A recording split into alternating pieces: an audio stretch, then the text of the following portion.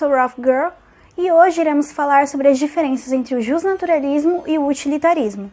O anarquismo, apesar de ter seus primórdios datando de escritos de pensadores de esquerda, possui uma vertente relativamente nova e pouco desbravada, o anarcocapitalismo. Não obstante já ser uma nova vertente, esta ainda se desvencilha em duas mais, o justnaturalismo e o utilitarismo. Neste vídeo eu vou tentar fazer um panorama geral sobre essas duas vertentes, sem assumir um juízo valorativo, mas sim didático. A vertente anarcocapitalista justnaturalista se assenta em um método muito particular de pensamento.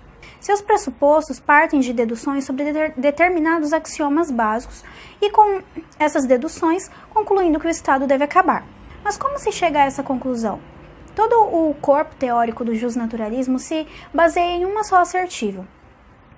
O indivíduo é dono de si, ou seja, o indivíduo detém autopropriedade. Parece estranho pensar dessa forma, afinal, nós somos nós, e não nós temos nós, não é mesmo? Porém, justnaturalistas não se ocupam com esses pormenores semânticos. Os recursos que o mundo nos oferece para satisfazer os nossos prazeres são significativamente limitados. E isso tem uma implicação muito importante para a organização social. Afinal, se nós temos escassez de recursos e pluralidade de indivíduos, nós teremos conflitos.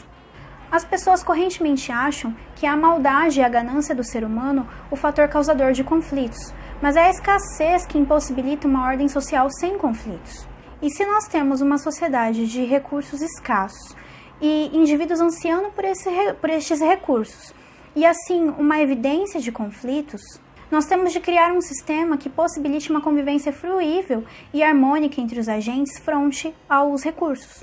Quando uma teoria legal não dispõe de um desses requisitos, ela é uma teoria deficitária, porque ela está criando conflitos ao invés de solucioná-los e evitá-los. Partindo dessas conclusões que Rothbard decidiu resgatar um campo da epistemologia e integrá-lo ao da economia, a ética racionalista. Ele, em seu livro A Ética da Liberdade, desenvolve todo um escopo legal partindo do axioma da autopropriedade e da teoria de apropriação original lockeana, que consiste em dizer que se adquire propriedade aquele que, antes de qualquer outro, mistura o seu trabalho com aquele recurso escasso. E este justo título se daria porque, sendo eu dono do meu corpo, necessariamente sou dono daquilo que provém dele. E sendo o meu trabalho fruto do meu corpo, misturá-lo àquele recurso necessariamente estaria estendendo a minha autopropriedade naquele recurso. Tudo aquilo que aproprio originalmente é uma extensão da minha existência, e assim de mim.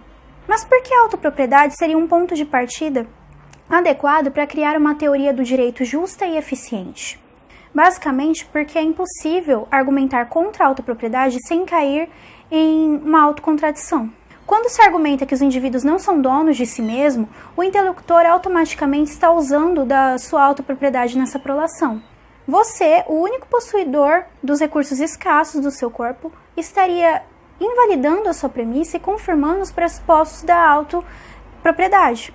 É impossível argumentar contra a autopropriedade sem cair em contradição. E é nessa constatação que Rothbard desenvolve um sistema legiferante que pode ser baseado em um preceito básico. É ilegítimo, ou seja, errado, iniciar agressão contra indivíduos pacíficos. Esse preceito é o famigerado PNA, ou princípio da não agressão, que vigora em toda a sua teoria do direito. E o PNA abarca todos os requisitos de uma teoria de ética adequada. Ele é justo, porque é aplicável a todos os indivíduos possuidores de razão. Ele resolve conflitos porque é assentado na autopropriedade e na apropriação original, que atribui indiscutível e legitimamente propriedade de forma arbitrária e ainda resolve conflitos. Porque sendo aquele título de propriedade justo, ele não dá aso para discutir quem é que deve gerir o citado recurso. Como conclusão, sendo os justnaturalistas contra o início de agressão contra indivíduos pacíficos, eles são avessos à existência do Estado. E o que é o Estado se não um agente agressor? Independente da época e do sistema, todos os Estados são pautados na soberania, e a soberania implica que eles são obrigatórios, compulsórios e indiscutíveis. Assim, o Estado é um constante violador da autopropriedade de posses dos indivíduos e deve ser extinto justamente por ser ilegítimo. Talvez seja aqui o ponto que os justnaturalistas mais divergem dos utilitaristas. Os justnaturalistas são contra a existência do Estado por considerá-lo ilegítimo e ponto, independente de qualquer consequência. Não interessa se o mercado é melhor que o Estado em prover o serviço X. O que interessa é que o Estado é ilegítimo e isso é suficiente para ser contra a sua existência. O utilitarismo não percebe o Estado como um agente agressor. Ele defende o fim do Estado simplesmente por esse ser ineficiente em relação ao livre mercado. Ele possui raízes na escola de Chicago, na qual David Friedman, filho do Nobel de Economia Milton Friedman, se valeu de seus métodos para formular sua teoria anarquista de livre mercado.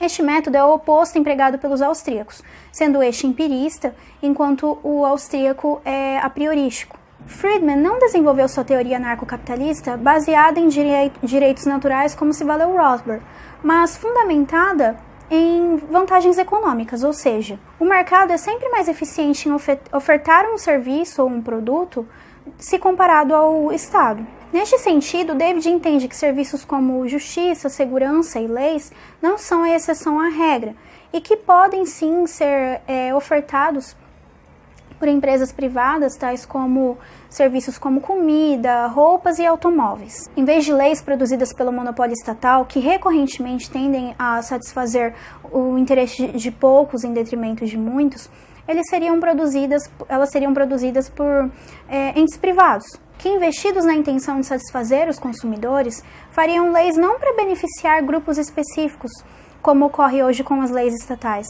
mas para beneficiar toda a massa populacional. Poderíamos escolher a quais leis iríamos nos submeter e esse processo seria mais, digamos, democrático do que o sistema de representação que temos hoje.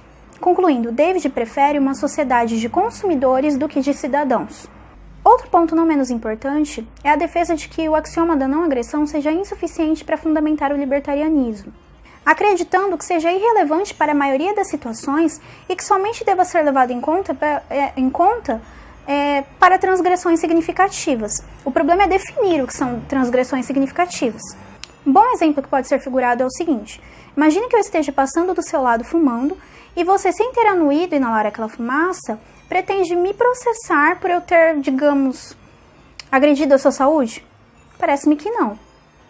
Agora imagine uma empresa que constantemente exala substâncias tóxicas sobre uma cidade e que futuramente irá causar problemas respiratórios a longo prazo. Isso seria? Os utilitaristas argumentam que é demasiadamente difícil e até mesmo arbitrário definir o que é uma agressão e o que não é.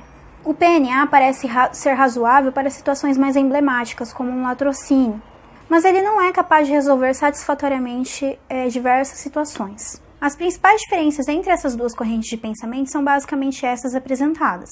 Os demais princípios são relativamente similares e sem grandes divergências. A diferença é que os justnaturalistas defendem o que é correto e os utilitaristas se preocupam com o que é melhor.